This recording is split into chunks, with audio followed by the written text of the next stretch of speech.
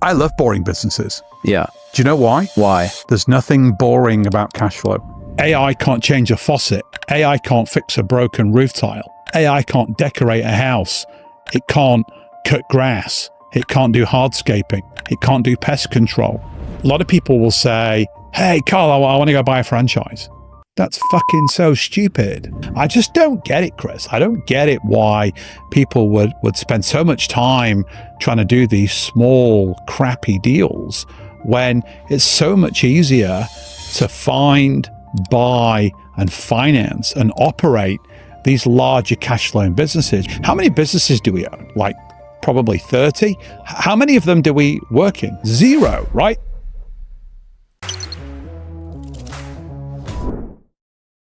Everyone wants to do that, though. Think about why. When they hear you can buy this small, boring business, they want mailbox money. People want passive income. They want reliable businesses that aren't going to get interrupted by AI and by foreign conflicts. Yeah. And things that continuously are necessity businesses. But tell me this, should someone go and buy a small, boring business? No, they shouldn't unless they want to buy lots and lots and lots of them. And you call it mailbox money. Right. So I own a lot of Airbnbs, right? For me, that's mailbox money because they cash flow every single month. And like you and I own some real estate up in Alabama as well. And that's true mailbox money because you do those deals and you set and forget, right? A business is like a violin, right? If you can't play the violin, you're fucked, right? So there's no mailbox money in a small micro business because lots and lots of things that can go wrong. Employees can steal. You could get some very unsavory customers in there. I read a story on Instagram a few weeks ago where there was a huge fight broke out in a laundromat. So somebody done a laundromat deal. They were cash flowing about $3,200 a month, right? But with all of the disruption and all of the problems that were going wrong, they were spending 60 hours a week in that business trying to fix all the problems. Customers were stealing light bulbs, right? One customer set fire to the actual facility. We're talking about a customer base that sometimes is, mentally unstable, right? In some cases. And there was a big fight. People were taking drugs in these facilities, in these places. So that, for me, that's not mailbox money, right? Because if you own that business, you do have some legal liability for kind of what goes on inside of it. So for me, that's not pure mailbox money. Lots and lots of things, can go wrong. I don't think there can be mailbox money when you acquire a business. So for me, if you're going to have things to deal with, why not have things to deal with in a larger business that's generating a lot more cash flow so that then you can hire lots and lots of people in top talent. Yeah, to deal with all the stuff like our buddy Wayne over in the UK bought a big HVAC business that was cash flowing over $500,000 a year. And he posted in our group the other day and said, hey, there was a fire in the facility. Quite a few things went wrong in the last 24 hours, but why do I care? I hired a GM. I'm paying them 6 figures a year. They're dealing with all those problems. This business is still cash flowing like crazy, still making me a lot of money. We've doubled it in size since we bought it. So think about buying a HVAC business, right? Whilst there's some limitation to scale, if you can get your operatives to drive a little bit further, just by driving an extra 10 miles from the headquarters of the business, you can potentially 4 or 5x your total geographic scope. You can't do that with a laundromat. You can't do that with a hair salon, right? Having said that, there's one hair salon that I know really well in the UK. So one of my buddies, he founded this business, right? He's a hairstylist, very, very high end.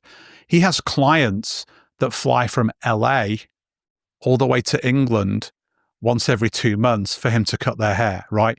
But he's like an outlier. He's just couldn't buy that business anyway. He's the business. He is the business, right? He's like a celebrity hairstylist, right? Yeah. And one of his clients who lives in Dubai paid him $50,000 to fly to Dubai for the weekend and do the hair for a load of people at the wedding party, right? So again, like you can't acquire that business. It's got no transfer of value because he is the business, right? So businesses that have really narrow like scope for scale, I have a massive problem with those deals. especially if they're in these small, crappy micro markets. So for me, there's no mailbox money in buying businesses at all. This is the reason why as well, I don't like franchises, right? A lot of people will say, hey, Carl, I want to go buy a franchise. That's fucking so stupid. Like, franchises have so many restrictions. They have a lot of sell-on clauses. And franchises, typically you're in a very constrained, territory. Like all these people that are trying to buy Subway franchises on a resale. Like, do you know how many Subway franchises there are? Like, I think there's like 30,000. 30,000, right? And that they make a 12% net profit margin, right? And like even buying a Subway franchise, your market's restricted to the people that walk past your store or drive past your store, right? Like, why would you buy a franchise when somebody can open up one 2 streets away, right? And then you're massively restricted in your territory. So as well as you can't adapt. You can't do anything different. And you're also signing a check in perpetuity every month, no matter if this franchise supports you or not. There are a few little benefits to franchises, I think, as startups, even though, as you know, I hate startup businesses. 96% of startups fail. Believe it or not, 75% of franchises, are successful, despite them being very restrictive and not very profitable. That's because really with a franchise, you're leaning into somebody's marketing and you're leaning into somebody's operational, system. So you could argue, is it worth it? Like, would you launch your own burger restaurant or would you just buy a McDonald's franchise? McDonald's spends billions and billions of dollars a year on marketing, so you don't have to.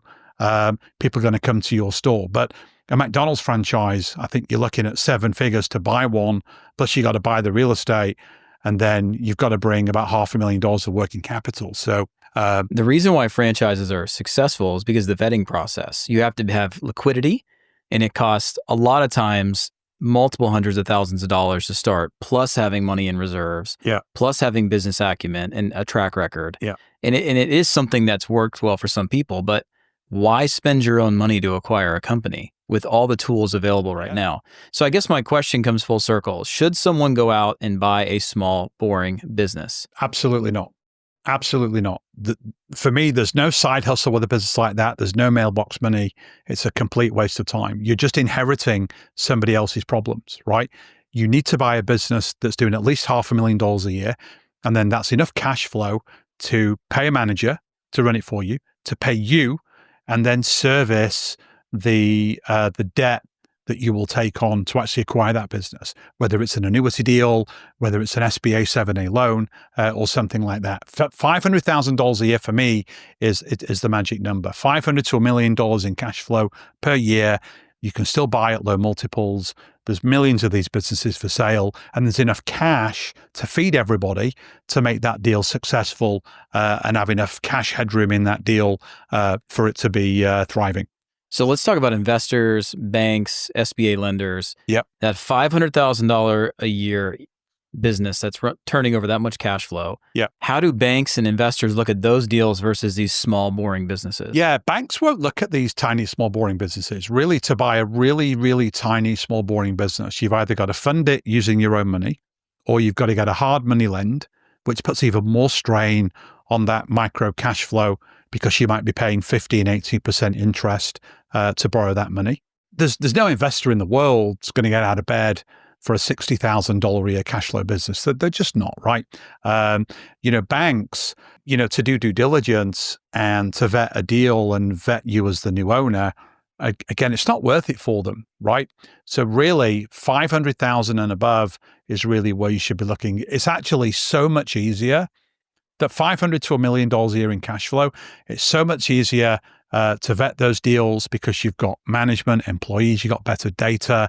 Those businesses have probably been around for a lot longer as well. And again, you've got that cash flow to bring the people in that can manage that business for you so you don't have to.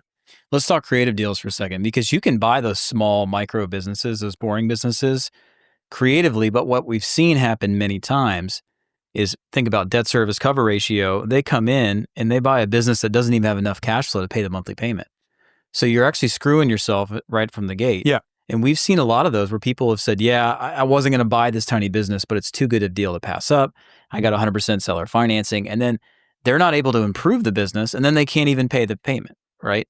Compared to a larger business, explain debt service cover ratio a little bit and how that works. Yeah. So debt service cover ratio is really the number one KPI that you look at when you put a deal structure together, right? So when you're structuring a deal, sometimes, but not all times, you're putting down a closing payment. If you're borrowing that money from the bank, you're paying that back over between 5 and 10 years.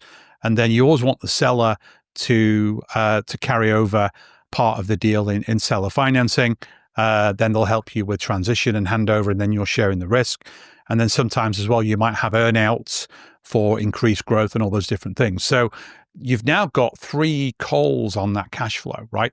So what we do is we look at the current profitability that the business has, and then we divide that by the total amount of money that needs to go out to service the deal. So that's interest, capital repayments, and fees. So for example, if the business is doing $500,000 a year in annual profit, which we call EBITDA, operating profit, and let's say we buy that business at a 3 times multiple. So that's a $1.5 million deal. And you do that on a 10-year SBA financing deal for, say, 90% of that capital. That might cost you about $200,000 to $250,000 a year maximum in total debt service. So the business is making $500,000. There's $250,000 going out. So you've got a 2x debt service cover ratio, right? So for every dollar that the business is paying to service the deal, you're making that same dollar in income, right? So everybody wins. If you buy a laundromat that's doing $60,000 a year, and the only way you can fund that deal is to pay a much higher multiple, so the seller will sell it to you creatively. Let's say it's doing $60,000 a year, and the seller wants a 5 times multiple. So they want $300,000 a year, $300,000 over 10 years. So with interest and step up, that's now $45,000, $50,000 a year you got to pay. You're making $10,000 a year as the owner of that business, right? You can get $10,000 a year cleaning a toilet. You can get $10,000 a year or more flipping burgers in McDonald's. Without the risk. Without the risk, right? Without the liability, without the pain, without the suffering. So I just don't get it, Chris. I don't get it why people would spend so much time trying to do these small, crappy deals when it's so much easier to find, buy, and finance and operate these larger cash flowing businesses where there's enough money to go around to pay for the deal, pay yourself, and then pay a management team to run that business for you. And then you don't have any headaches, right? How many businesses do we own? Like probably 30. How many of them do we work in? 0, right? We've got operating teams. We've got people that come in and run those businesses for us. And so that's almost like mailbox money, right? In theory, we're spending time strategically on those businesses, right? We're adding value where we can, but we're not in those businesses, dealing with any of the brain damage that often comes from being an operator. We're hiring those people. We're partnering with those people who are trained and skilled in dealing with all those things. Let's go back to the concept of a boring business, not small or large. We've already identified buying a big boring business is way better than buying a small one. But why is boring businesses, why is that so popular right now? I love boring businesses. Yeah. Do you know why? Why? There's nothing boring about cash flow. Cash flow is exciting. Do you think cash flow is exciting? I do. There's nothing boring about cash flow, right? If you're cash flowing $100,000 a month from one of your businesses after debt service, I don't think that's boring. I think that's really, really exciting, right? And what I love about some boring businesses is there's a lot of talk about AI right now, right? So like businesses that I think could be at risk from AI, like marketing agencies, right? Creative agencies. Software engineering. Mm-hmm. Like IT services. IT services, right? AI can really disrupt those businesses, right? AI can't change a light bulb from an electrical contracting company, which is a company that we own. AI can't change a faucet that a plumbing company can do, right? AI can't fix a broken roof tile. AI can't decorate a house. It can't cut grass. It can't do hardscaping. It can't do pest control. It can't fix a remote control garage door which, my remote control garage door failed on me last week, cost me $1,000 for a guy to come out the same day and fix it and reinstall new technology for me. Huge margins on that too. Huge margins. AI can't disrupt that. It can enable that. AI through marketing and better systems and processes, right? So boring businesses for me are businesses that kind of everybody needs, right? Home services, right? Some professional services. I think some professional services could get disrupted with AI, right? But, like CPA firms, like I don't see AI anytime soon dealing with taxes, right? You need a licensed CPA to sign off on your books, right? On your taxes. And whilst they will leverage AI to do a lot of that computation, a lot of that heavy lifting, you're still paying the same price to the CPA. So CPA is making a higher margin because they don't need to hire as many producers to actually do the work, right? We know in the last 10 years, a lot of CPAs have outsourced to like Mexico and Latin America and all these different places, but you're still paying the CPA the same fee for doing the work. But these businesses for me, like e-commerce businesses, I love the whole e-com space, right? Since COVID, where people couldn't go out and shop necessarily, they were staying in their homes and buying a lot of things online. That's really kept the e-com market thriving, because what COVID did, Chris, in a lot of industries is it changed consumers' behavior, right? So before COVID, a lot of people were still reluctantly going online to buy things. They were going to the store, right? And then in COVID, they had to buy online. And now they've realized how easy it is and how reputable a lot of these online stores are, that they're continuing to make their online purchases. So e-com's continuing to grow at, double digits percentage per year. And that remains a really cool industry. Now, I don't see AI impacting e-com businesses. I see it as an enabler through marketing and all those, and operations, all those different things. But, we all still need to buy things online, whether it's coffee or groceries or all those different things. So I like boring businesses because there's nothing boring about cash flow. I love it. Well, thanks for taking time with me today. No worries. And you've just watched the Creative Dealmaker podcast. Thank you. Yeah.